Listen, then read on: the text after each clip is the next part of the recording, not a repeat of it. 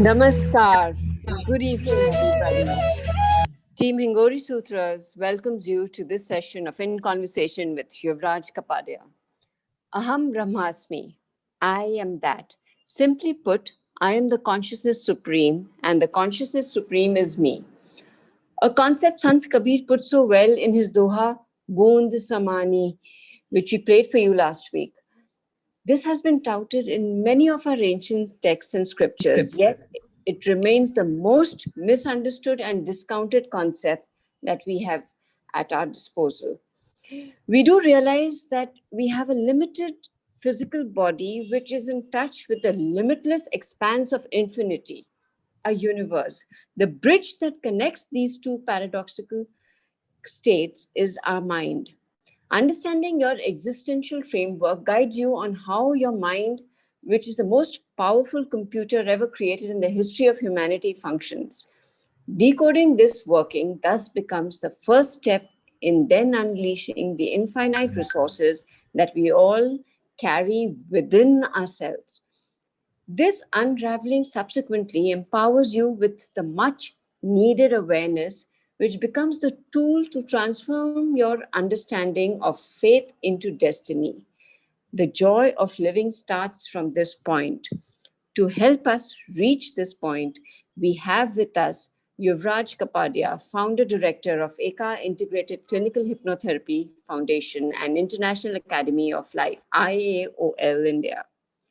Apart from clinical hypnotherapy and integrated healing, he has also been trained in past life therapy, spirit releasement, crystal healing, spiritual hypnosis, and the list just goes on. He is currently one of the senior trainers worldwide training transpersonal regression therapy on behalf of 𝑡𝑧𝑢 Institute, Netherlands. Yuvraj Kapadia has been teaching integrated clinical therapy and regression therapy for the past 16 years in India, UAE, Muscat, Singapore, Hong Kong, Nairobi, and US. He has also worked with and addressed various corporate houses, management institutions, schools, colleges world over on the human mind and behavior. He has presented workshops and papers at the World Congress for regression therapies since 2006. He has also presented his work on parallel realities in past life therapies at India's first annual convention held under the aegis of Association for Regression and Reincarnation Research, AAAR, at Hyderabad. So, dear audience, let's together learn to decode our destiny with Yuvraj Kapadia. Yuvraj, a very warm welcome to you. आपका बहुत बहुत स्वागत है. Good evening to everybody, and thank you. So I'm going to break convention and start with a vote of thanks. So we're going to go through this in reverse. So first and foremost, my deep gratitude to the team of Hingori Sutras for inviting me on this platform and giving me an opportunity to reach out to all of you. And the second thank you is to the person who made this possible, Neil Dalal. Perhaps he's on the system listening to this. He's a school friend of mine. We go back to St. Mary's together many years back. And this connect is completely due to Neil. So a very big thank you to Neil. And finally, the biggest thank you is reserved for all of you. Why? Simply because it's 9 p.m. in the night and you have taken an investment call of investing your time on a Sunday night to listen to a person who you probably know not much about. Time on this planet is a one-way investment because once you spend it, you don't get it back, which obviously means that I can pray and hope that you are investing the next couple of minutes sensibly, and your take home should be something that was well worth your time. So thank you for taking that call and trusting this talk, trusting this process, trusting this protocol and having faith in this platform. Now, having said that, just to lay a framework so that we are clear on where we are going to go ahead with this, I'm going to start with a brief understanding on the human mind. By its very essence, it's probably one of the most complex computers to understand, and its permutations and combinations can go into infinity. And yet to put it into some kind of logical framework that can make sense to us is what I'm going to attempt to do. And since there is a experiential exercise at the end of the program, and my common sense tells me that the experiential exercise is something that we should sign off with. So after I finish my intro, we're going to give perhaps a short 10-15 minute time for any questions that you might have, which I will endeavor to answer. And then we'll close off with an exercise at the end. So overall, about maybe 45 minutes for my introductory talk on the mind and your destiny, another 15 or 20 minutes for the question answers after that. And we'd wrap up with maybe a 20-minute or a 25-minute process, which I call as the core amplification process program. So let's get started. What makes us human? Three things, and that's pretty straightforward because all of you that's listening to this program are pretty much humans, and so this will not take a rocket science to decode. What makes us human is the fact that we have a physical body, and there's absolutely no doubt about that. What also makes us human is the fact that with this physical body, we have a mind, no doubt about that too. And what also makes us human is that we have some life force, prana, soul, chi, call it what you may, which provides us with this bridge to function. If you extrapolate this to modern sciences, then you'll completely realize that the human system is pretty much like a computer. Our body becomes our hardware. Our mind becomes our software, and our soul becomes our power supply through the number of breaths that we come with. Well, the hardware, the body is pretty obvious. You have a hardware breakdown in your computer, you take it to IBM, a service center, you take it to a hardware specialist, and that's exactly what we do when our bodies break down. We approach the medical fraternity and we tend to set the body right. That's a biological established science, no issues with that. Power supply? Well, the power supply depends on the electrical circuit of the nation, and that's pretty much something that's beyond all of us in our conscious cognitive awareness. So the soul does what it does, it fuels your journey on earth. Which now brings me to the third variable, and which perhaps is the most interesting and yet the most complex variable in the story, which is the software of your mind. And probably using this analogy, it should be pretty obvious that how effective, how productive, and how efficient a computer is will depend on how beautifully and how extensively the multiple software programs that it carries are able to run. So let's try to decode this software that we call as the mind.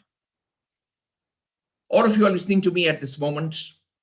And if I were to ask you a question, of course, at the moment, this is a one-way conversation, but I'd like you to ruminate on this question. So if I were to ask you, so what is your mind? Now, you're going to think.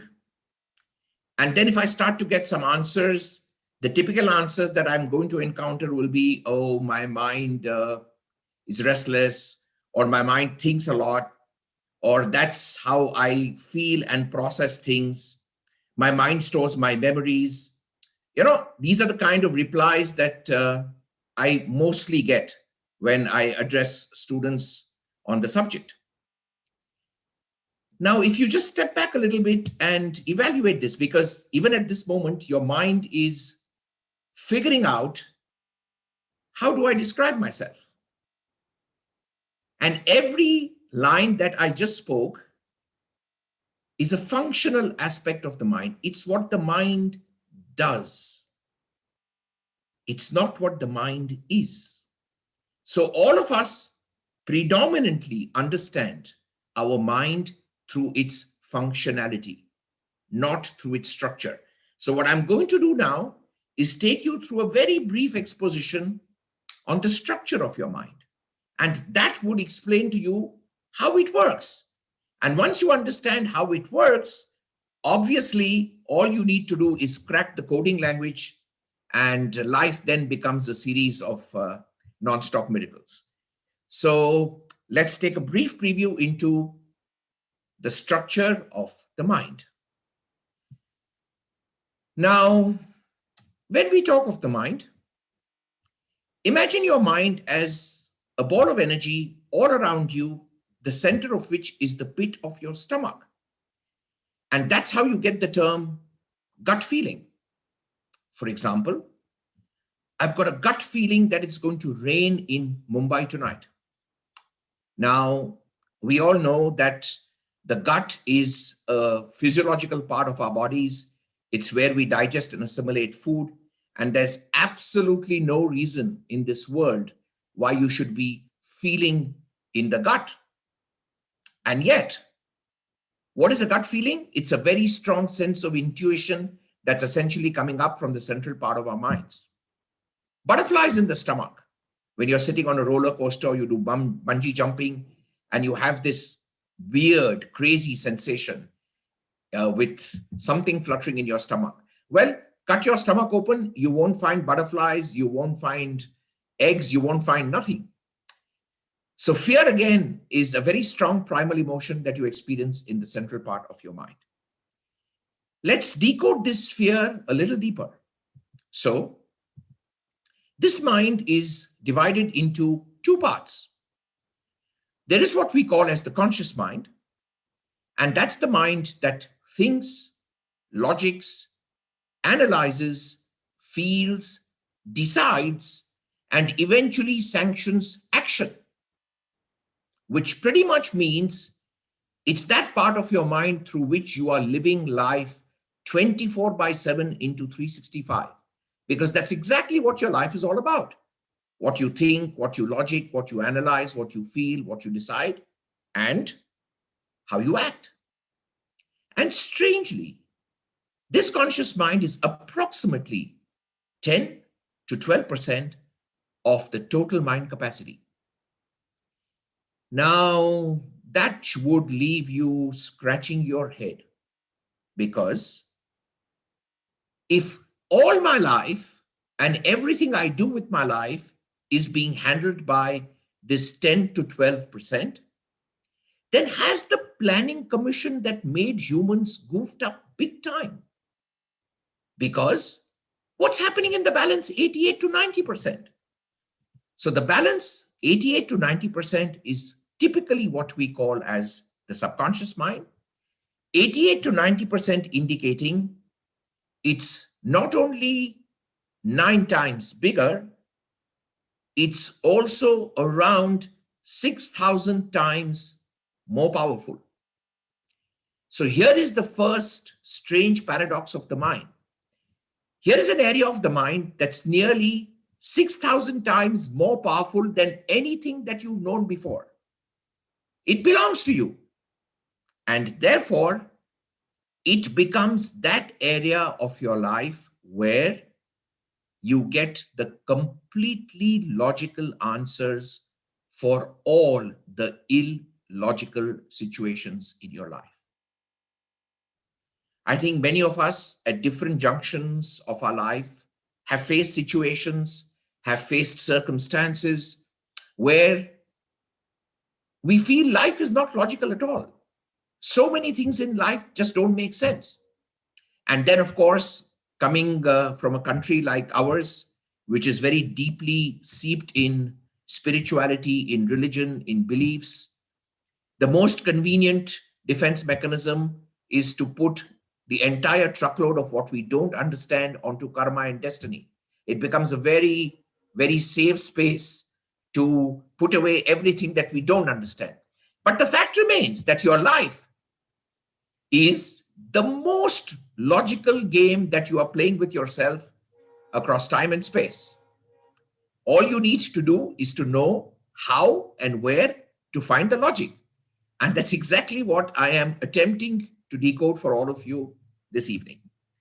Now, if we go slightly deeper into the structure of the subconscious mind in itself, again, has two parts to it. There is what we call the primitive mind. That's the part right at the bottom of the mind. You can see it on the PPT.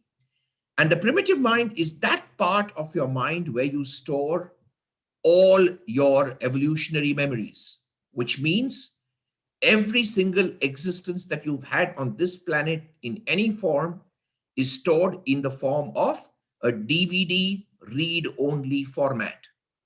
So this is your personal library, this is your soul library, this is the history of the evolution of your consciousness, whatever you may choose to call it, and all those evolutionary records are embedded deep inside the primitive mind. This primitive mind also has two responses that we are all born with as a virtue of Darwin's theory of evolution. So in Darwin's theory of evolution, we understand that we've evolved from the primates, we've come from the animal base. And when an animal is faced with a crisis, there are only two responses that it demonstrates, which is fight or flight. We also carry the same two responses in our primitive mind, typically what you call as your survival instinct. So whenever you are faced with a crisis, you will normally do exactly what an animal does, which is either blindly fight or scoot or run. Over a period of time, as man evolved and started to become a little more intelligent and started to think, we also figured out that sometimes fight or flight doesn't work. So let's say as a primal man, like as a caveman, you're facing like a big bear who is a short distance away from you. Now in your mind, you're already computing the odds of what are the chances that you can defeat this bear in a fight? 0. What about flighting? Well, he's huge, he's big, and even as you take 4 or 5 steps, he will be right on you. And that's when man in his evolutionary process discovered a third response, which is, why don't I fall to the ground and pretend to play dead? Chances are high that if I play dead, the bear will come, sniff, and if he's not hungry, I might just escape. The tendency of playing dead in a crisis is typically what we call as depression. So when do we get depressed in life? When we are stuck in a crisis from which we cannot fight, we cannot flight. And so we get depressed. That's a part of our primitive mind. There are 2 fears that we are all born with: the fear of loud noises and the fear of falling. Every other fear is an acquired fear, and obviously what your mind acquires, it can always unacquire. Why are these 2 the only fears we are always born with? Well, this goes back to the origin of the cosmos, the origin of the universe. And the most popular scientific theory that seeks to explain this is called the Big Bang theory. Bang is a sound. It wasn't a small whimper. So the first impression in raw consciousness that came through creation was sound. Om, Amen, or Amin is the seed sound of creation. And that's imprinted in consciousness, hence the fear of loud noises. And with creation, with the Big Bang, also came your planets, your solar system, your galaxies, which are all held in a structure through a force that we call as gravity. And gravity is a pulling force. So that's the next experience that consciousness goes through. And hence, these 2 become very primal fears. They are ingrained in our system. So even if you can keep doing bungee jumping or cliff jumping or whatever you want to get those thrills, skydiving, you will always feel that hollow feeling at the pit of your stomach. No matter how hard you try, of course, you can enjoy it, you can try to conquer it, but it is there. So that's so much so for your primitive mind. Coming to the other area, the modern memory. The modern memory is that part of your mind where you store everything about this lifetime, right from the time you take not only your first breath, but right from the time your soul comes into the mother's womb for the first time, which normally happens in the 4th day of the 4th month of pregnancy. And after that, the fetus is pretty much picking up everything from the womb of the mother. From our culture, from our mythological tales, from the Mahabharata, we know the story of Abhimanyu picking up the whole Chakravyuh story as Arjun is explaining it to his mom. And then he goes to sleep, and so he can't crack it because he's picking it up absolutely being inside the womb of the mother. So consciousness starts to store impressions right from that time. And nothing disappears, including, for example, what was your father wearing when you saw him for the first time? You don't remember it right now simply because it's a question of out of sight, out of mind. You don't need to remember it, and so it's got deep down. But everything is stored there. Nothing disappears.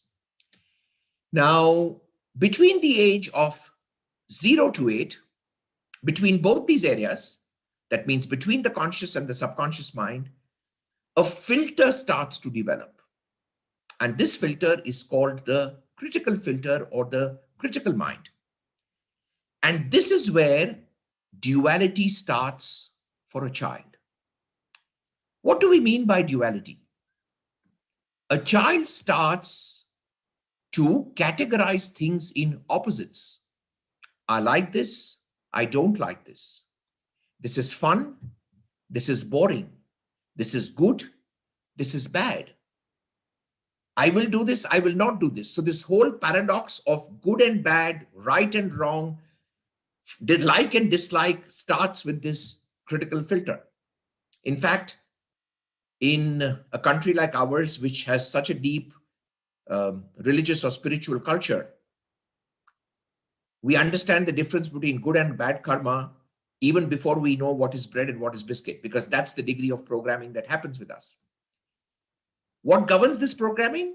We call it the socio-economic, educational, and religious background in which you grow up. That's what makes this filter what it is. The filter or the development of the filter is not a right or a wrong process. It's a process. That's it. Just to give you a simple example, if I throw this question open to all of you, that how many of you steal money? Maybe a few of you as children did it. Maybe, I don't know, somebody may still do it, no idea. But on the face of it, of course, you don't steal money. Let's take this one step ahead. Why don't you steal money? Whereas actually, stealing money technically can be the easiest profession to engage in, right? Somebody else does all the hard work, somebody slogs. You simply go there and through a sleight of hand, through a trick, take the money and go, no problem. But you don't do it. Why don't you do it? Simply because in this age group, when we were between 0 to 8, our parents, our teachers, our belief, our faith, our religion, all these got together and hammered it into this filter that if you steal, the big boss up there is going to get pretty upset with you, and then he's going to completely jack your destiny up. And it's based on that fear that you don't steal. Fine. Let's flip the example. Let's say, for example, there's a child who is whose parents are pickpockets on the local train network of Mumbai. So both the father and the mother are doing pickpocketing. He's the only child. And the money that comes from pickpocketing is used for the child's clothes, for his pani puri, bhel puri, kulfi, chocolate, fun, games. And naturally, when the child grows up a little bit, let's say he's 5 or 6 years old, the father is now giving him intense coaching classes on how he should flick a wallet. It's personalized. And every time he flicks a wallet and brings that wallet home, the dad gives him a reward, a hug, a kiss, a chocolate, love, appreciation, call it what you may. So for this child, where does stealing stand? It's a way of life, because according to his critical filter, he's doing it as an act of service to his parents, who are the physical, biological representatives of God on earth for him. So if you understand this, the first conclusion that you should draw about your own life and the lives of others is, don't judge the process of life. Life is not right or wrong. It is what it is, and it's different for different people. In fact, on earth, the law of judgment works faster than the law of attraction. So what you judge will come back to you really fast. So for God's sake, do yourself a huge favor. Stop judging other people's actions and behavior, because we have absolutely no idea what guides the background to make them behave the way they do. So how is this mind functioning right now? Yes, probably a slightly more technical aspect to this. So the job of this critical filter is twofold. It judges events, and based on that judgment, it makes us feel a certain feeling. So whatever is happening in our life is coming in the form of input. That input is filtered through a layer of judgment. That judgment comes from our seer conditioning, socio-economic, educational, and religious conditioning. And based on that judgment, we start to link a positive or a negative emotional charge to every single event that happens in our life. How's the mind functioning now? So every word I'm speaking is being heard by your conscious mind. Not only that, at this moment, your conscious mind is also aware of your computer screen. It's also aware of the lighting in your room. It's also aware of the paint on the wall. Maybe it's aware of the background drone of either the air conditioner or the fan. So your mind is taking in many inputs even as you are listening to me. And this happens throughout the day. On an average, our mind is able to process roughly 4,000 message units in a minute. That's the quantum of information that your conscious mind is taking in. So this information is coming from the environment, it's coming from your body, it's coming from your conscious mind, it's coming from your subconscious mind. And all this masala mix is playing out essentially in your conscious mind. This information stays in your conscious mind for about an hour, hour and a half. And then after that, it starts to percolate through the filter, where it starts to get judged, it starts to get categorized, and this process continues till you go to sleep. And when you go to sleep, in your sleep state, your subconscious mind database gets updated with files. This happens when we are sleeping in the night. The strange part, and this is something that you must carefully listen. For the subconscious mind, whatever it is that is known is pleasurable.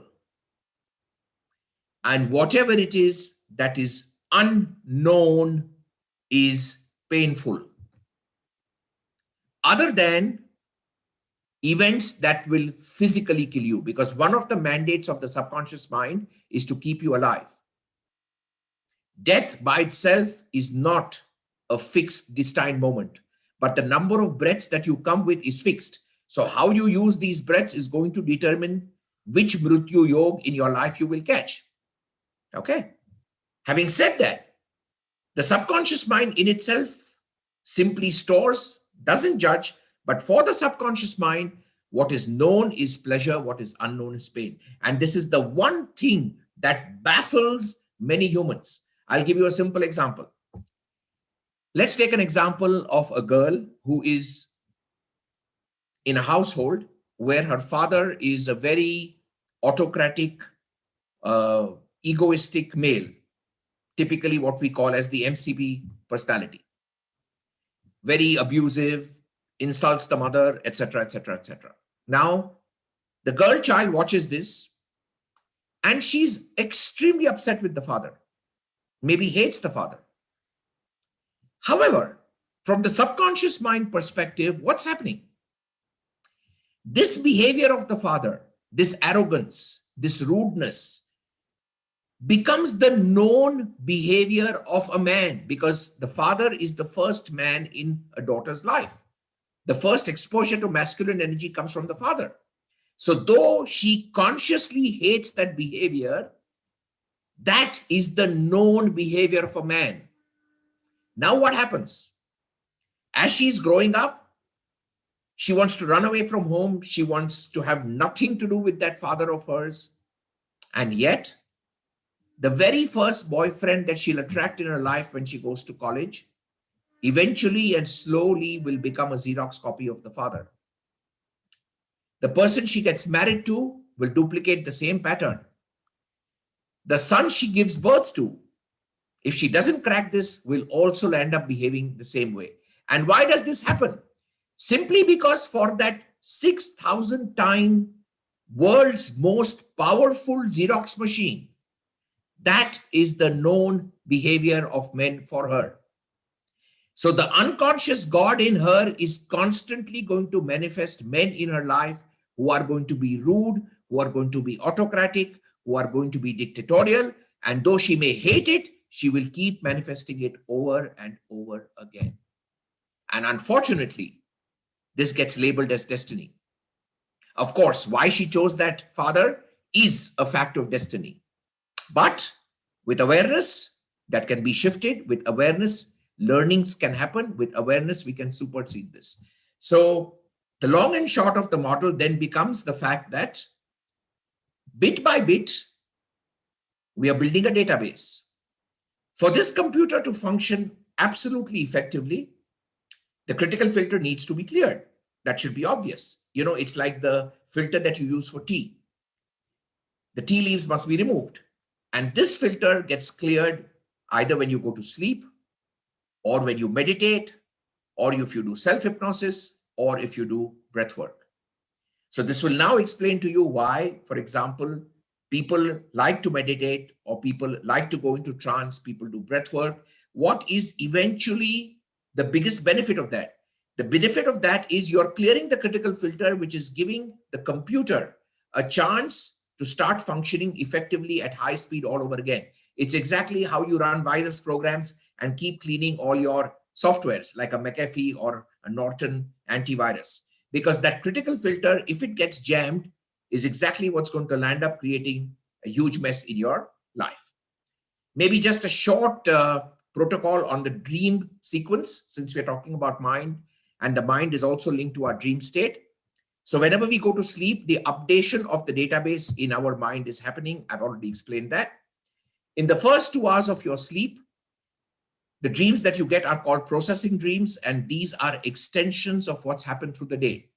So for example, let's say you're at work and your boss has given you a bad time that day. He's firing you for something or the other.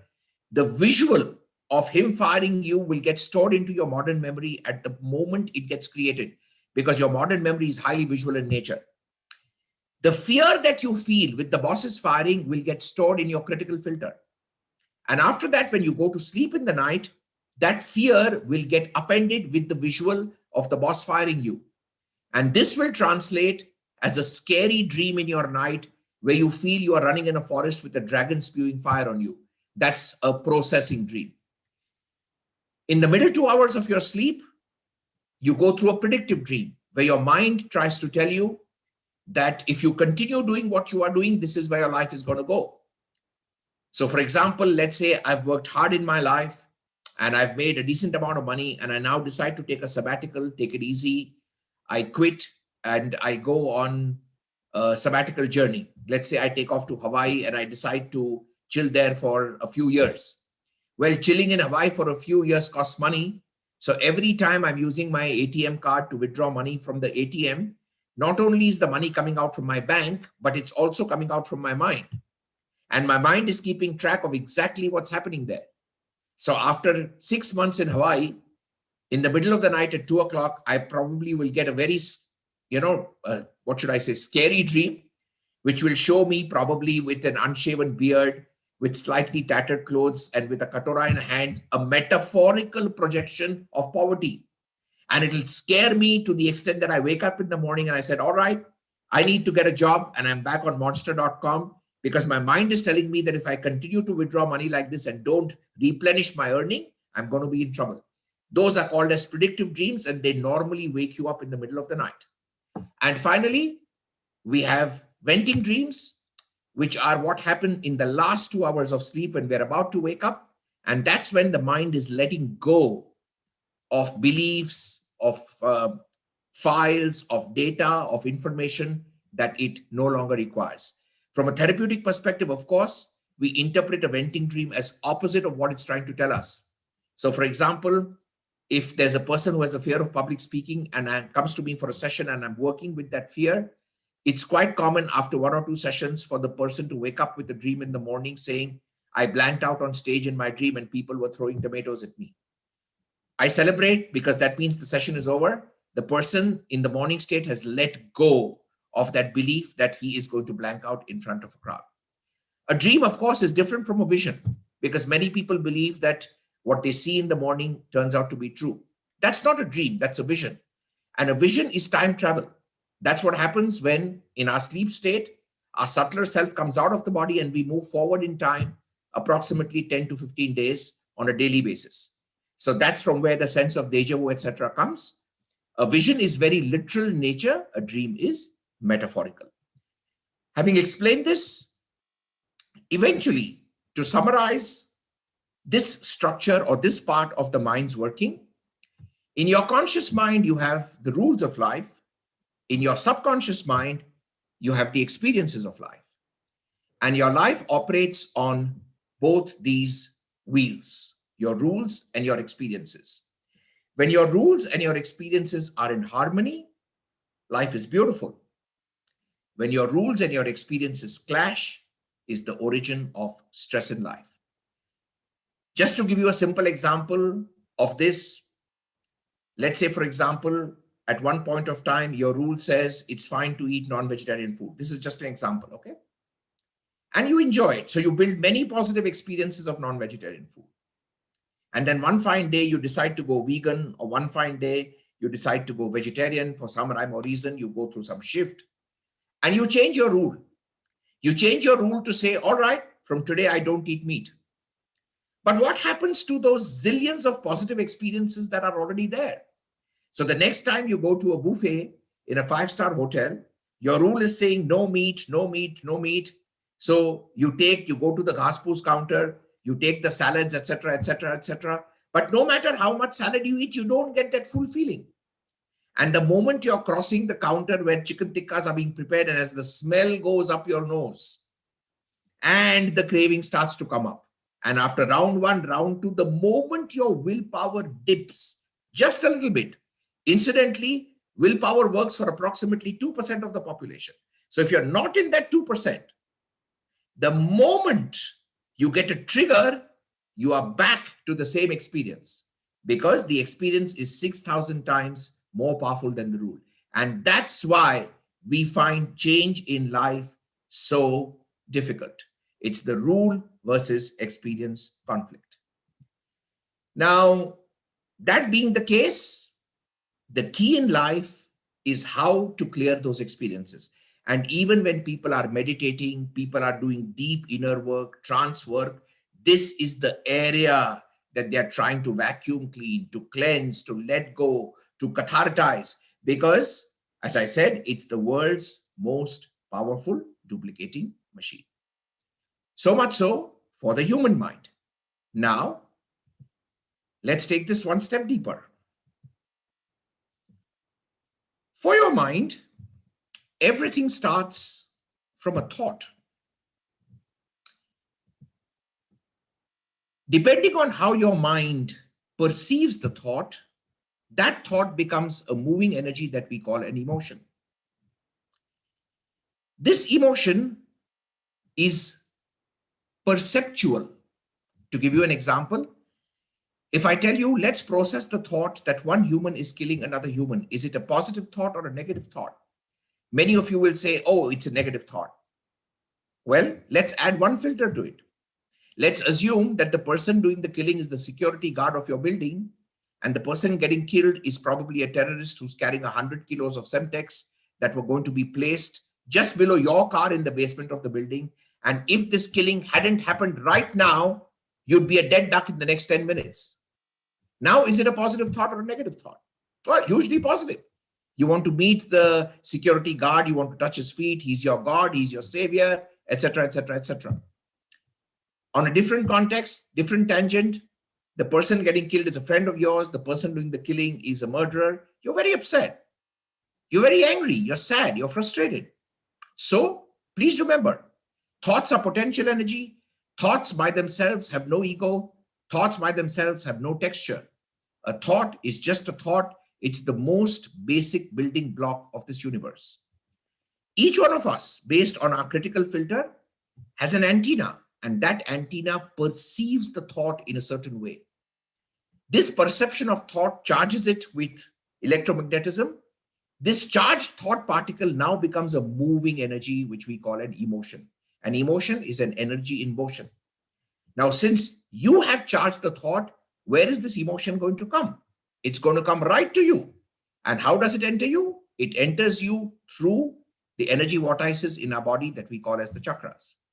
And once the emotion enters the chakras, through the chakras, the emotion gets into your DNA, your brain, your organs. And as we all know, the DNA is the collective substance that manufactures reality. So as you think and as you feel, so shall you become. Remember, Aham Brahmasmi. When I say I am the Lord and Master of my universe, I am constantly creating my universe through the texture of my own thinking and my own feeling. Vivekananda has a very beautiful quote on this, saying, be very, very careful about what you think and what you feel, simply because you are today exactly as a byproduct of what you have thought and felt before. And the way you will think and feel today is going to set you up for your destiny of the future. Very quickly, this is a limited time format, so I'm going to try and probably cover just a few things more. The mind uses the thought to control your causal body, or what we call as the Karan Day. The mind uses emotions to control your astral body or your Sukshma Sharir. The mind uses the chakras to control your aura, your energy body or your etheric body. And finally, the mind uses the brain to control your physical body. So if you realize at several levels, your mind is the invisible body, the body is the visible mind. The two are not separate from each other. Everything that starts from a thought finally ends with the reality of your physical self. How you create your physical reality around you is also the byproduct of the texture of thoughts and emotions that you are constantly processing. And then to perhaps give a holistic closure to this much of understanding, I'm going to end with the concept of the higher self, because we are talking of decoding destiny. We've already understood that a lot of what we call as destiny are repetitive programs of the subconscious mind that we ourselves have set up. There are a few things in your life that become completely fixed, and where do these get fixed from? So this is a very simple model that seeks to explain that. This is a water bottle. Okay. So if I were to ask you, does this plastic have energy? Yes or no? Now you're going to be scratching your head and say, well, does plastic have energy? Yes, no, no, yes. Does this duster have energy? Yes, no. Do I have energy? Well, bottom line is everything has energy. How do we know this? Simply because all matter is made up of molecules. Molecules are made up of atoms, and atoms have protons, neutrons, and electrons. And the electron in the atom is in a state of perpetual motion. And no movement is possible unless it has energy. So everything is energy. There's this smart dude called Albert Einstein who created the theory of relativity, E is equal to mc squared, which means energy and matter are interconvertible at square the speed of light. So there is energy everywhere. Energy is there in you, in me, in the table, in the chair, in the computer, in the water bottle. Everything is energy. And yet, the table is not the water bottle. Why? Simply because the vibratory rate is different. So what separates us from each other, though we are all energy, is the vibratory frequency of consciousness. That is different. The vibratory frequency of the electron is different. So if we understand this, then the entire cosmos around us can be seen as an expression of energy vibrating at different frequencies. And that's exactly what I've drawn here. This line that you see is a line that represents all the possible vibratory frequencies of the cosmos. Now, science divides this line into two parts.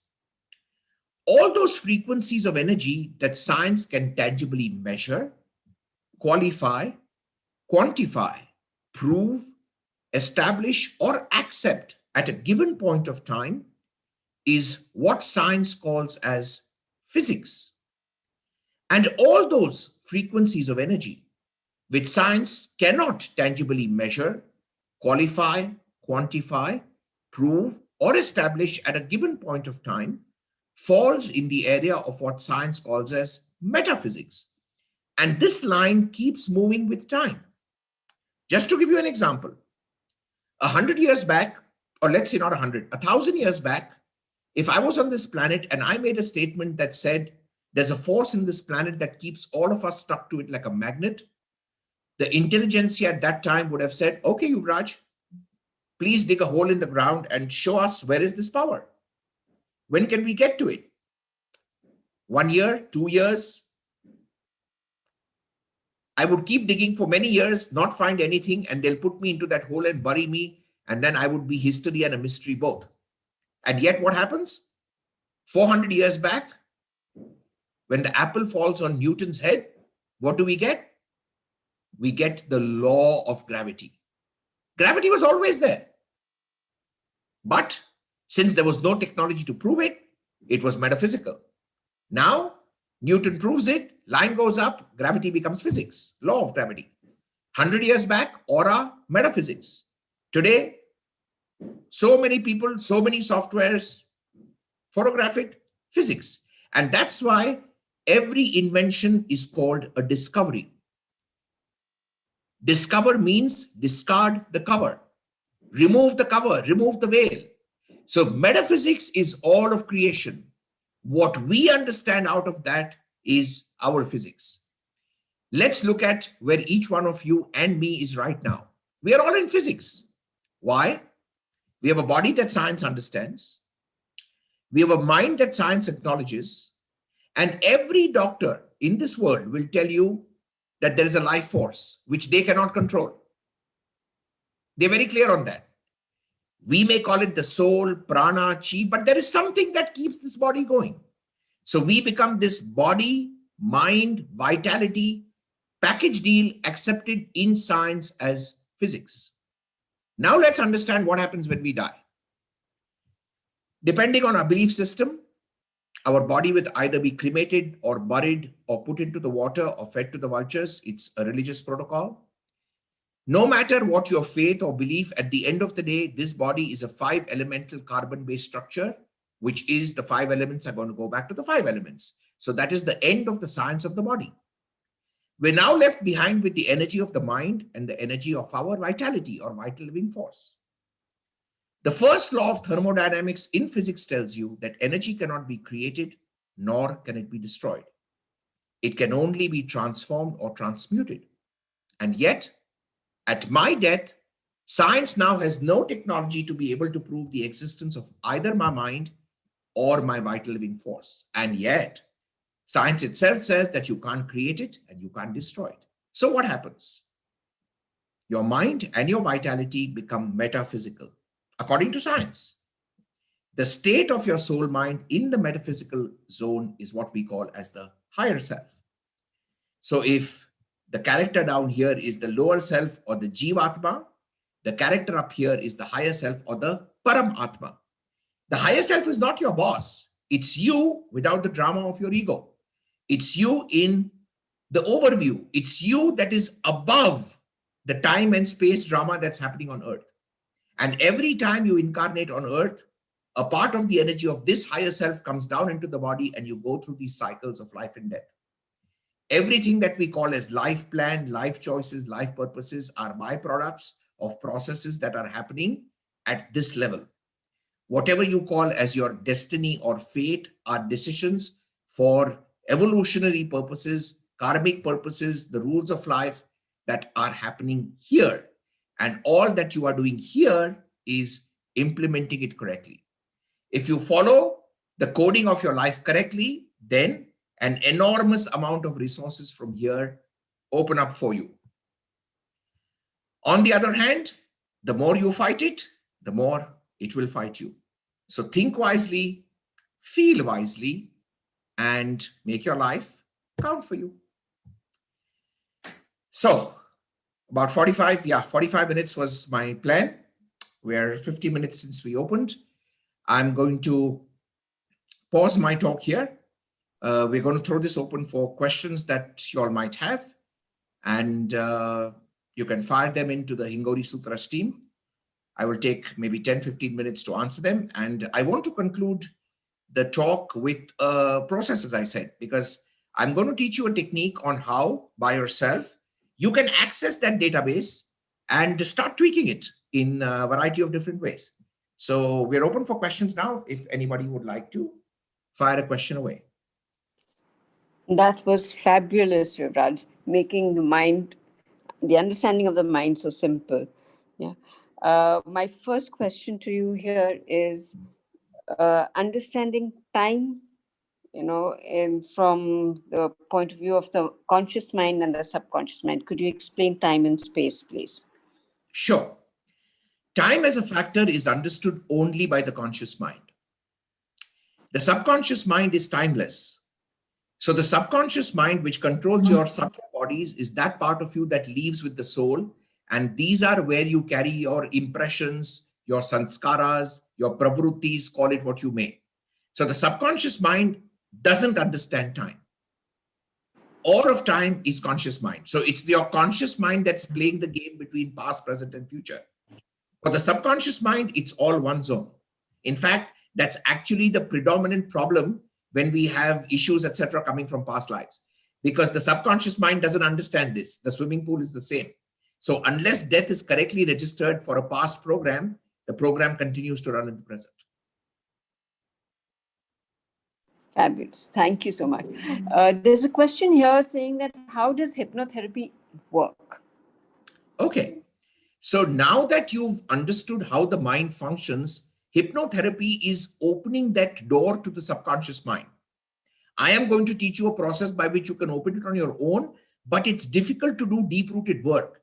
So what I will teach you will perhaps help you to meditate much better or bring in changes at the level of behavior in a good way.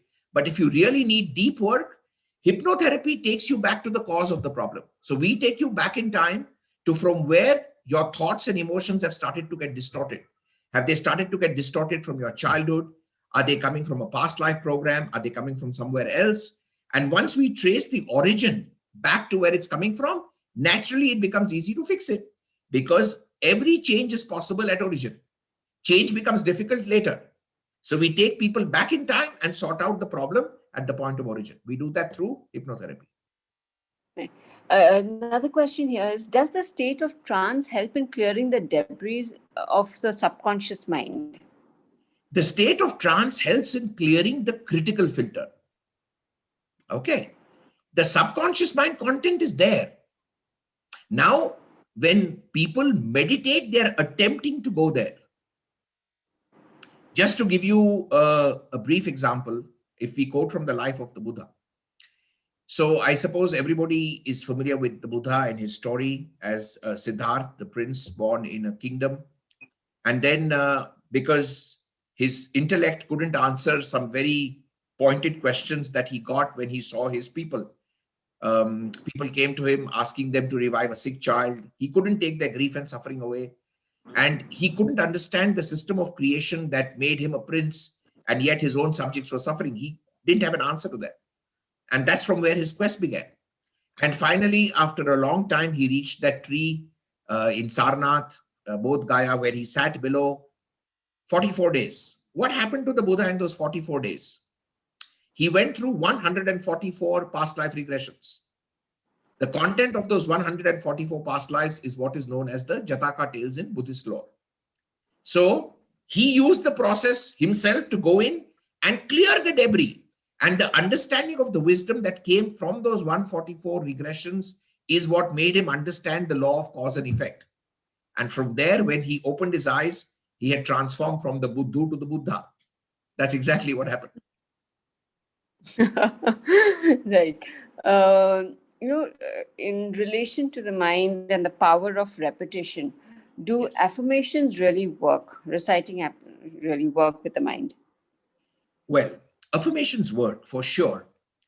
Now, my suggestion would be affirmations should be placed in the subconscious mind to work much faster. Because when you just constantly consciously affirm, remember, let's say in your subconscious mind, you have an existing database file that says, I deserve to be poor for whatever rhyme or reason. Okay. And now you're consciously saying, I'm abundant, I'm abundant, I'm abundant. Now remember, all this conscious chanting is happening in that 10% of your mind, conscious. That's coming into your critical filter. It's staying there for 24 hours. Now, by the time you go to sleep and that updation happens, I'm abundant, the existing data says, I deserve to be poor, and it's 6,000 times more powerful. So the process that I want to actually finish off with is going to be how to place affirmations in your own subconscious mind directly, not leave it at the level of conscious awareness. Right. I hope that answers your question, Preeti. And another question here is, what are some of the ways in which we can erase the impressions created from childhood which influence life's decisions later? Wow. Well, you do need to go back in time on your own, because every time as a child we have traumas, we feel and we don't like what we feel, and so we think, and the conclusions that we draw about ourselves when we think are not too great. And this is where core issues start to come up. This is where our deviation from divinity begins, because those conclusions that we draw about ourselves become deep-rooted belief systems. And since we don't want to be reminded about those belief systems, we develop coping mechanisms. And these coping mechanisms are our behavioral flaws. So it's a major process unwinding this, because it starts with a certain behavior in yourself that you do not like, but that is a byproduct of a coping mechanism which you got to crack. And that coping mechanism is due to a certain flawed thought pattern which goes back to childhood. So my bread and butter business, I train people to do this as a profession. I train clinical hypnotherapists to go back in time and to find those memories. Because if you try to do it consciously, you may remember an event, but it's very difficult to get to what you thought, felt, and concluded at that time. Because that you only get back in real time when you go back in trance. So consciously to unwind that is a little difficult. Now, if you're blessed with exemplary willpower, yes, you can supersede that. But like as I said, willpower normally works for 2% of the population. Right. Yuvraj, how do you understand dreams? Do all of them make sense, or what are the different kinds of dreams? I think is the question here. Okay. So firstly, let's categorize two things. A dream is not a vision. Many people use this in the same jargon. A vision is a projection of time travel. So every time you sleep in the night, all those subtler bodies that I spoke about are actually coming out of your physical body, and they are engaging in time travel, which is how sometimes you spontaneously go back in time to a past life, or sometimes you go into the future. And on an average, we normally go ahead by 10 to 15 days on a daily basis. Somebody like a Nostradamus was able to do this for 400 years. It's a forward projection in time. And then when we wake up with images, we find that 10, 15 days later, those things turn out to be true. Now that is a vision. A key thing in a vision is it's literal. That's the most important part of a vision. It's very literal. So in a vision, you will see yourself as you are. You'll see people the way they are. You'll see places the way the places are. Unlike a vision, a dream is metaphorical. A dream talks to you symbolically. And then there are three types of dreams which I explain. The first 1/3 of your sleep are processing dreams. where you will get metaphorical projections of what's happened in the day. Your fears, your emotions all play up through different pictures. The middle 2 hours of your dream are predictive, where the mind is trying to tell you something about how your life is going to go.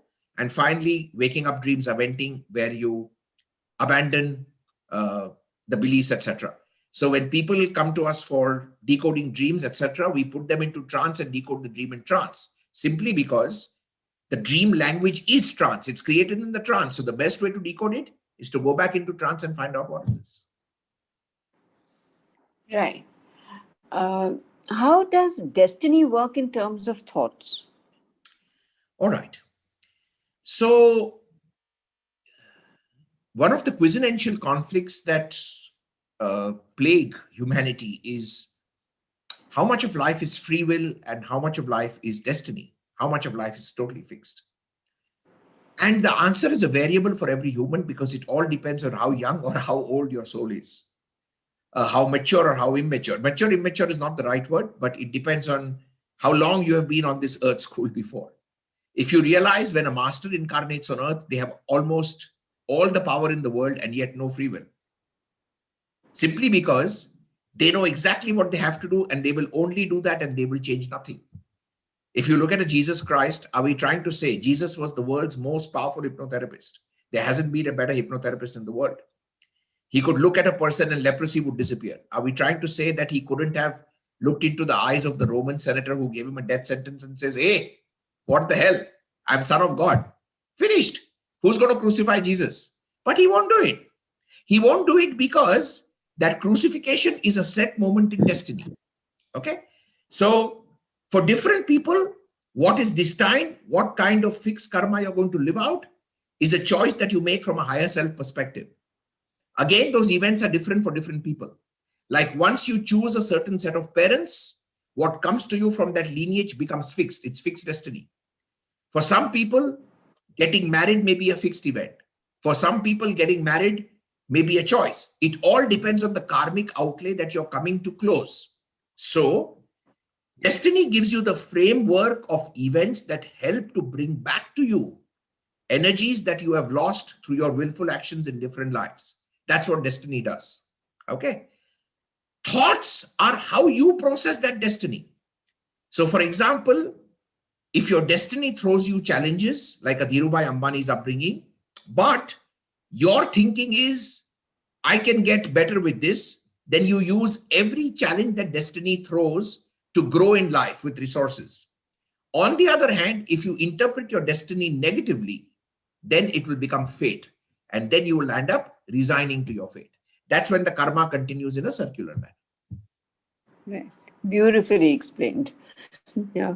And while we talk about the world's greatest hypnotherapist, there is a misconception about the negative side of hypnotherapy. Yes. So could you please explain that? Oh, sure. So I'm presuming at the moment our audience is Indian largely. So I'm going to talk a little bit in an Indian language, because to give this a perception. So when we talk in Hindi, for example, there are two words that are given to the state. There is Vashikaran and there is Sammohan. Both mean hypnotherapy. Vashikaran is Eastern hypnosis, and that's the one that creates the fear. Vashikaran, as the term suggests, is Vash mein karna. That means to control somebody else against their will. And that's what is quite popular in India for people who want to hoodwink others, etc., etc., etc., where they take control of your will and your mind without your permission. That's the darker side of it. There is the other one, which is Sammohan. You'll also find that in the Upanishads. That's Western hypnosis. That's what I teach, and that's what I've been doing across the world. And what does the term Sammohan mean? Sam is getting together. Mohan is Madhav, is Krishna. So a process where two energies get together to create an absolutely safe space in which a person can discover the power of God inside himself. That's what I teach. That's the other side of the fence. Right. Right. And I think we would be doing just about 2 questions more, and then, dear audience, Yuvraj is going to very gracefully teach us a really nice technique to help us connect. So let's just experience it. And if there are any more questions, he has graciously offered to answer them later. We would put up another video with all the answers to the questions. So here, another question here is, how do you overcome the fear of death or a heart attack? How do you control negative thinking? All right.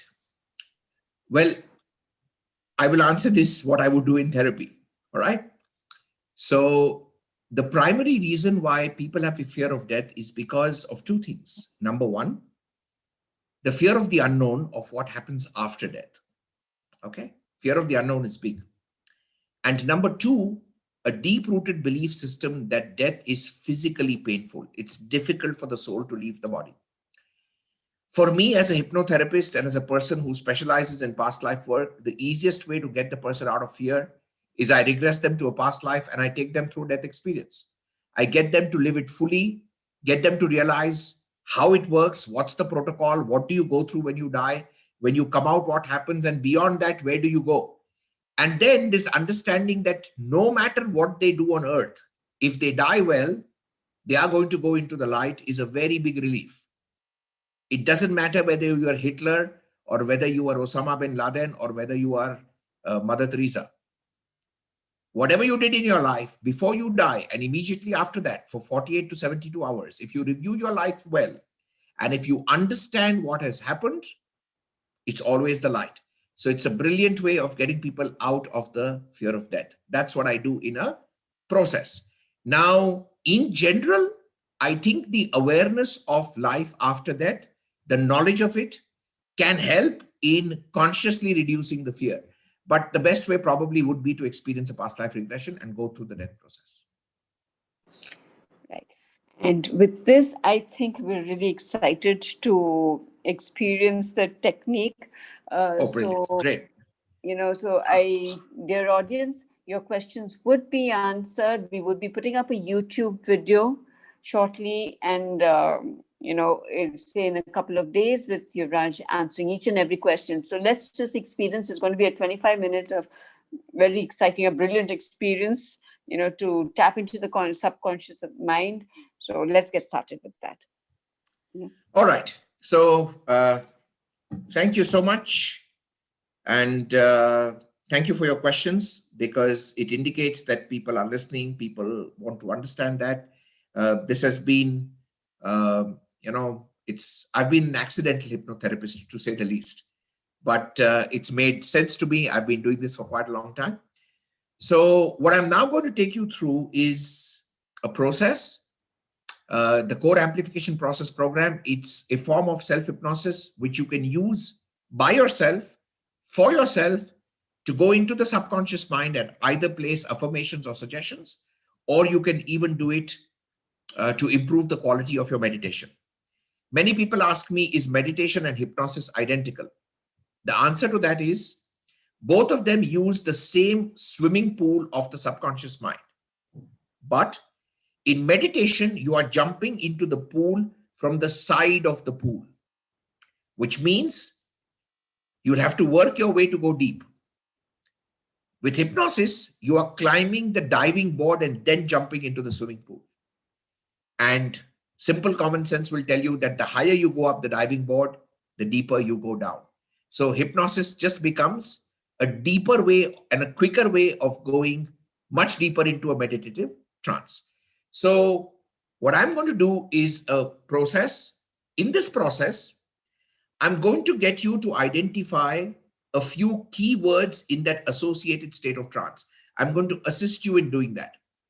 And after we do that, I'll bring you out of it. You can make a note of those words, and then on your own, at home, or wherever you wish to do it, all you need to do will be use those keywords to go into that altered state. For all those of you, for example, who are familiar with transcendental meditation, the Mahesh Yogi program, that's straight from the same process. They do exactly the same process. Okay? So I'm going to teach you this, of course, in a much more clinical way, just to run you through what I'm hoping that you'll get out of this very quickly, is exactly the following. So I'll just maybe give you a very quick rundown to what we are going to do now.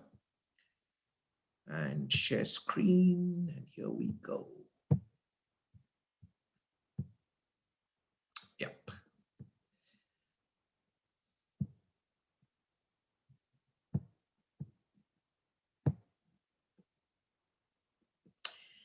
So as I said, this process has two parts.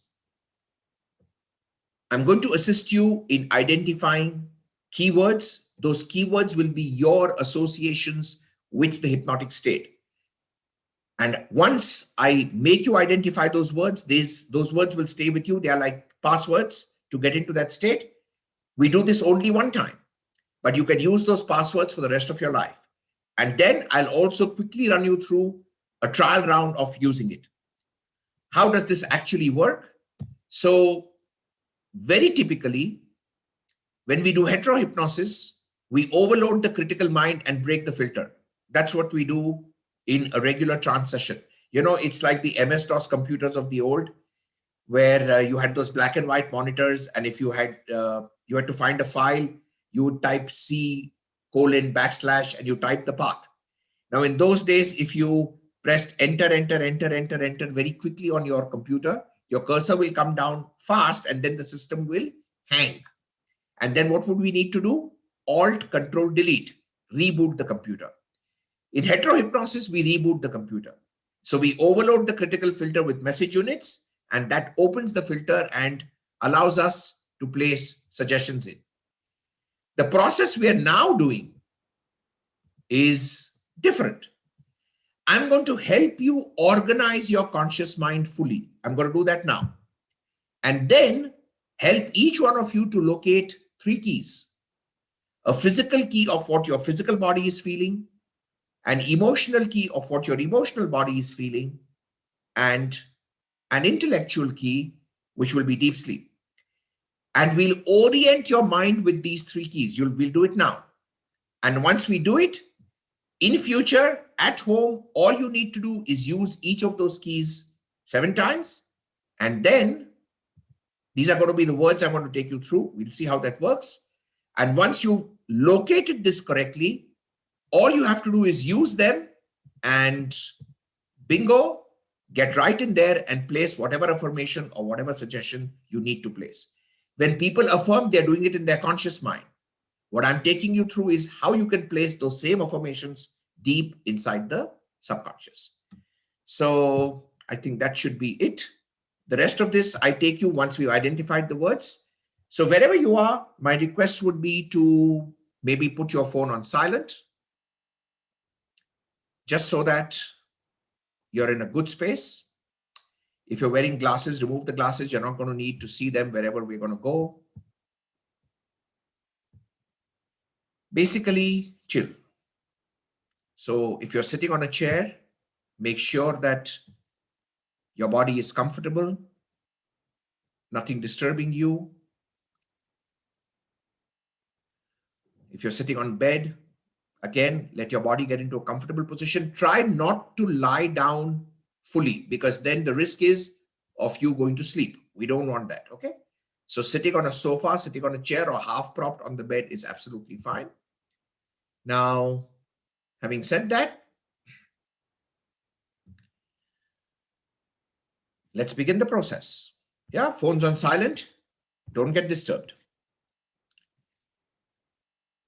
So if you're sitting on the chair with your feet flat on the floor, if they're cross-legged, that's fine. Place your hands on your thighs. Become comfortable and relax. Take 3 deep breaths. Inhale positive energy. Breathe out through the mouth. Exhale negative energy. In through the nose and out through the mouth. In through the nose and out through the mouth. In through the nose and out through the mouth. And then return to normal breathing, and with your eyes comfortably closed, focus your attention on your breath going in and out, in and out, in and out.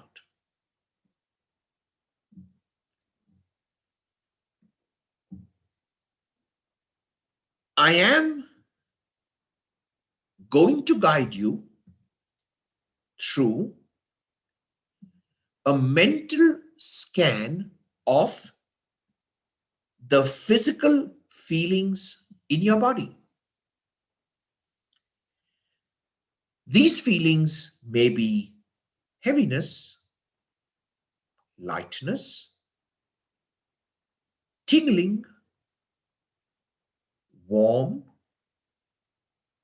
cold, or any other sensations that you may feel. And whenever you feel any of them, you should make a mental note of it. So let's begin with focusing your attention on the soles of both your feet.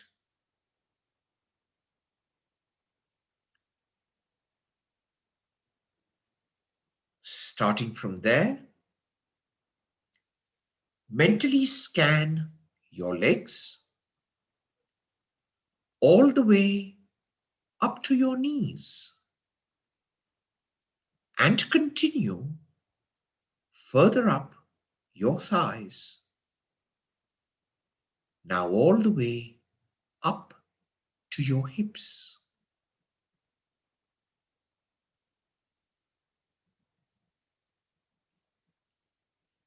And now that you have scanned both the legs and the feet, just make a mental note of any feelings that you encountered.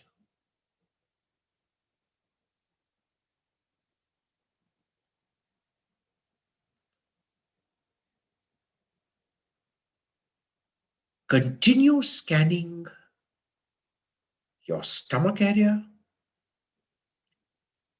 your solar plexus, and your chest, all the way up to your neck.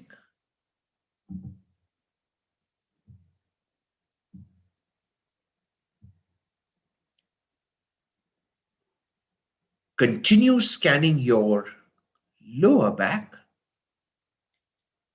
your middle back, and your upper back.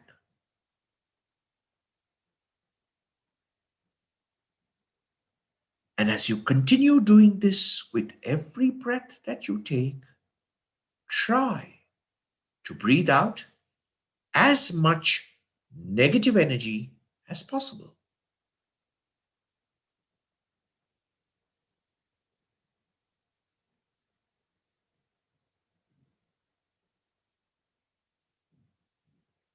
Scan the back of your head, down the scalp, to the front, down over your eyes.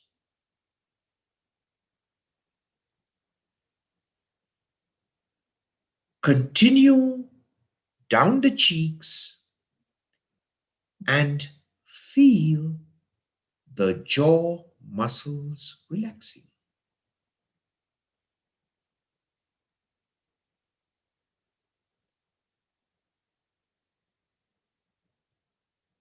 Now scan both your shoulders. Continue down both the arms all the way to your elbows and all the way to the wrists of both your hands.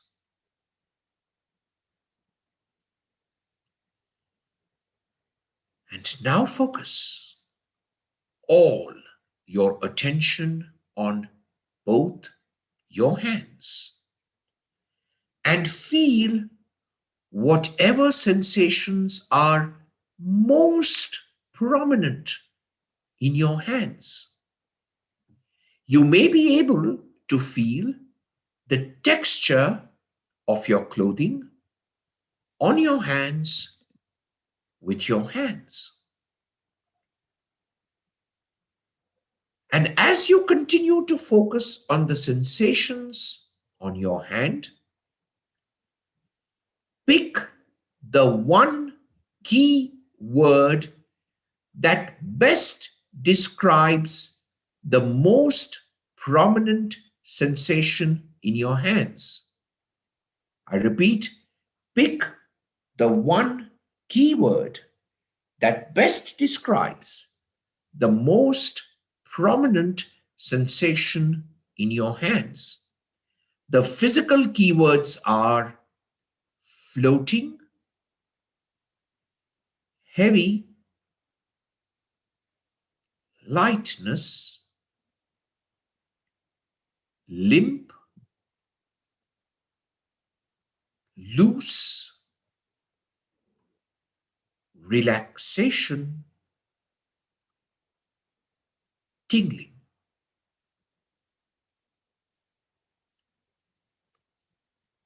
I am going to repeat the keywords one more time. Try to identify the most suitable keyword which best describes your sensation. So I repeat once again, the physical keywords are floating, heavy, lightness, limp, loose, relaxation,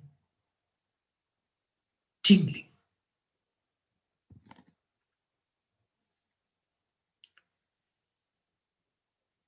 And now that you have selected one physical keyword for yourself, make a mental note of it. You do not have to reveal it to anybody, and this keyword will remain with you for the rest of your life. At this point, repeat your physical keyword to yourself mentally 7 times.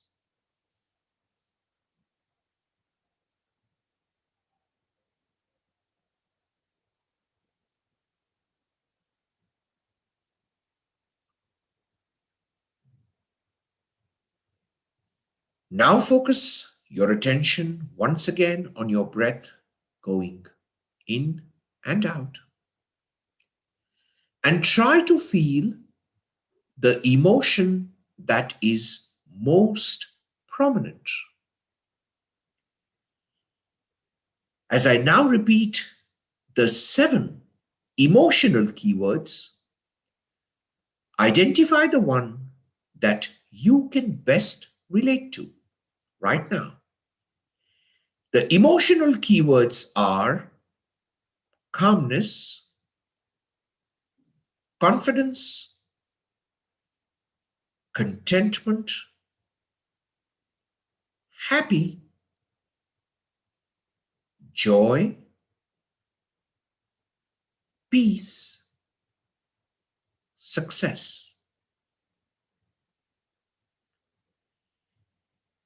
Keep focusing on your emotions. I am going to repeat the keywords one more time for you to identify the one that best describes the most prominent emotion that you are feeling. The emotional keywords are calmness, confidence, contentment, happy, joy, peace, success.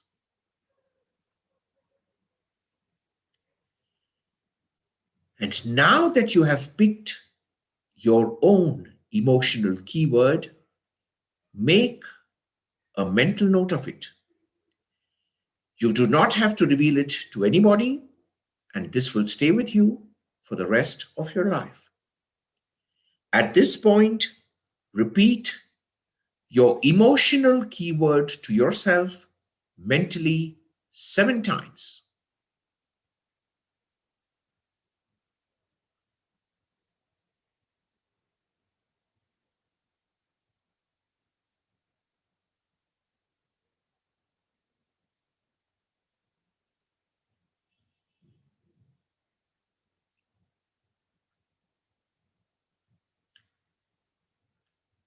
Once again, focus on your breathing and feel your breath going in and out, in and out, in and out. The intellectual keyword for everybody is deep sleep. Repeat deep sleep to yourself mentally 7 times.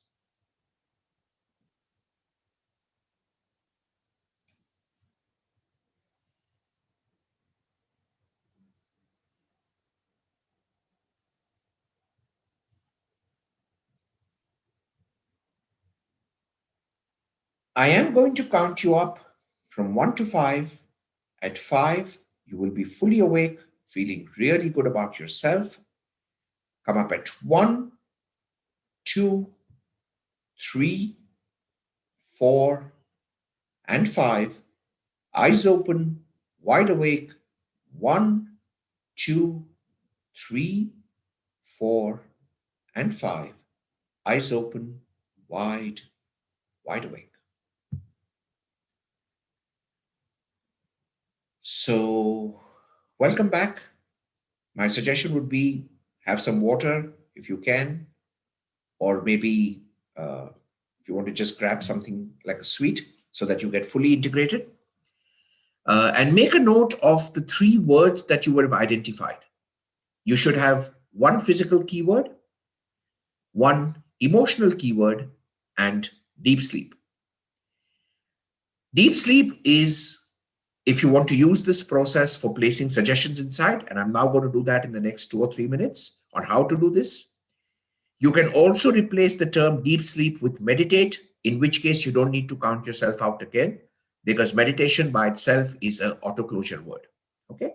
So in case you use deep sleep, you place suggestions in and you come out, count yourself up. If you use the term meditate, you can just leave it at that. You'll go really deep. You can even use that meditate state to go to sleep. Do it the last thing before you go to sleep, and that will really put you into a peaceful state. So first things first, note down somewhere on a piece of paper or on your phone your physical keyword, your emotional keyword, and deep sleep. Now, these are the keys. They stay with you because they're associated by the law of association with that state. We now come to the second part, which is the quick part, where you can decide an affirmation that you want to put for yourself. A few guidelines about affirmations. Number 1, they need to be short so that you can remember it. Yeah, because you have to repeat it when you are in trance. Number 2, for the subconscious mind, there are no negative visuals. Okay, and we are using a language pattern. So your suggestions or affirmations have to be in the positive language. No negations. Yeah, that's the second rule. The third rule, for the subconscious mind, there is no time, which means your suggestions have to be in the present continuous tense, not I will be abundant or I will manifest. No will. It's happening right here and right now, because for the subconscious mind, there is no time. So these are the 3 things that you keep in mind when you make an affirmation. I would suggest form a short affirmation for yourself at the moment, which has to do something with improving an attribute for yourself, a quality in the present tense, short. And for all those of you who can't think of an affirmation right now, a fantastic affirmation to just give yourself is, every day, in every way, my life is getting better and better. Yeah, that's a brilliant affirmation to give. Or every day, in every way, I understand that my life is getting better and better. Because the fact is that our life is getting better and better, we don't get it. So you can choose a generic affirmation like that, maybe for all of us, just for practice. Let's take every day, in every way, my life is getting better and better. Keep that as an affirmation in your mind. Now, how will we do this self-hypnosis state? So you need to do this once a day for 21 days. And when you go in there, you need to place the suggestion 21 times. I repeat, you need to do this once a day for 21 days. And once you go in, it will take just a minute, but you place that suggestion inside 21 times. And one affirmation at a time. Don't mumble jumble affirmations and put them in. When you go in there, how will you track 21? On the digits of your fingers. So it's 1, 2, 3, 4, 5, 6, and 7. 7 threes are 21. So probably let's take the generic affirmation, applies to everybody. Every day, in every way, my life is getting better and better. How are we going to do this? And this is what you do every day at home, okay? This part of the protocol. You take a comfortable space, you sit down quietly, you're going to close your eyes, we'll focus on a certain breathing. After that, you will repeat your physical keyword 7 times, your emotional keyword 7 times, deep sleep 7 times, and then you place your suggestions inside 21 times. And then count yourself up. That's the end of the process. So let's get set. It will take 2 minutes more, and then we're good to close the day on a nice framework.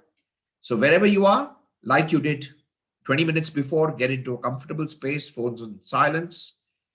If you're on a chair, keep your feet flat on the floor. If you're cross-legged, keep your back erect. If you're on the bed, sit propped up and gently close your eyes. So we're repeating this process to experience how to place your suggestions inside. The common suggestion we are proposing is every day, in every way, my life is getting better and better. If you have a different suggestion, please feel free to place it in. Focus on your breath and take 3 deep breaths. Breathe in through the nose, inhale positive energy. Breathe out through the mouth, exhale negative energy. In through the nose and out through the mouth. In through the nose and out through the mouth.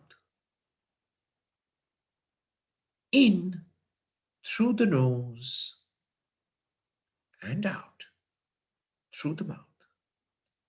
And then return to normal breathing and feel your breath going in and out, in and out, in and out.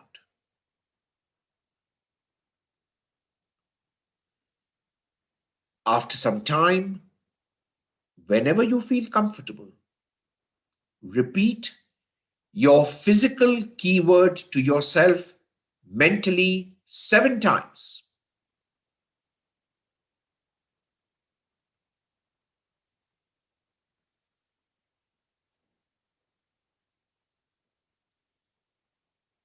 Get in touch with the physical feeling of the keyword. Get in touch with yourself.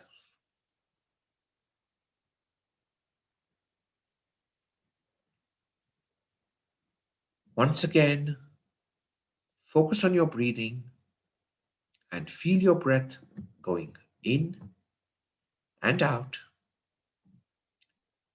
in and out. In and out. And after some time, whenever you feel comfortable, repeat your emotional keyword to yourself mentally 7 times.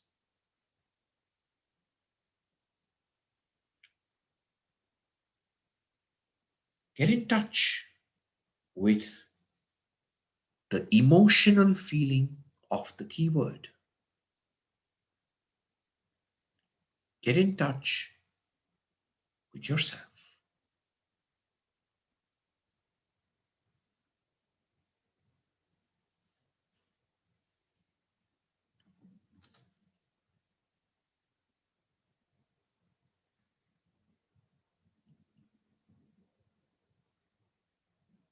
Once again, focus on your breath and feel your breath going in and out, in and out, in and out. And after some time, whenever you feel comfortable, repeat deep sleep to yourself mentally 7 times.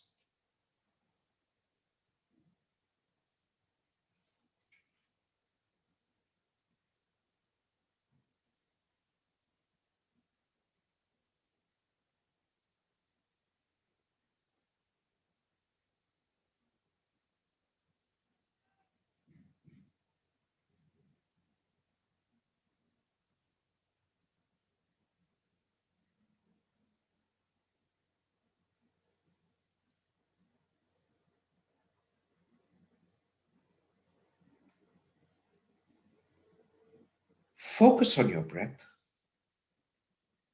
and feel your breath going in and out, in and out, in and out. And after some time, whenever you feel comfortable, mentally repeat your affirmation to yourself 21 times.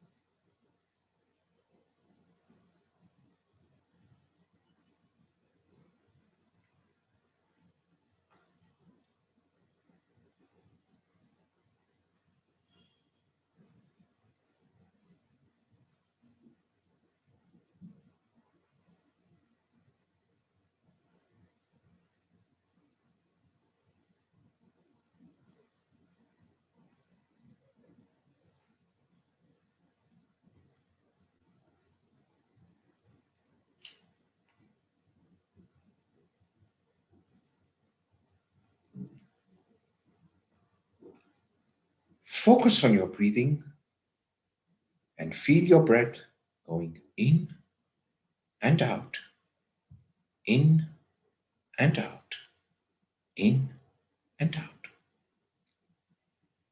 Tell yourself, I am going to count myself up on the count of 1 to 5. At 5, I will be fully awake, feeling really good about myself. Start coming up at 1, 2, 3, 4, and 5. Eyes open, wide awake. 1, 2, 3, 4, and 5. Eyes open, wide awake. So, welcome back. Just flex your fingers, your toes, so that your circulation is good. Drink some water. And you do exactly the second part that we did once a day. It'll take you about 2 or 3 minutes. Physical keyword 7 times, emotional keyword 7 times, and deep sleep. Place your suggestion 21 times and come out. Do this for 21 days. It's a fantastic formula for self-improvement and behavioral change. So with that, from my side, the evening comes to a close. Of course, we've touched on a topic that is timeless in itself, and the reverberations of this will continue for good in your lives, I think, for a long period of time. Thank you very much.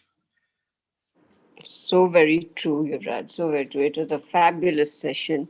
And I can see a lot of thank yous here, a lot of people saying a fantastic session. And yeah, dear audience, I know there are a lot of questions still that you need answers to. Yuvraj has very graciously offered to answer those questions. So please do stay tuned into our YouTube channel. We will be putting up the answers for you in a few days from now. With that, Shubhratri, Sayonara, adios, good night. Shubhratri. And see you next week. Goodbye.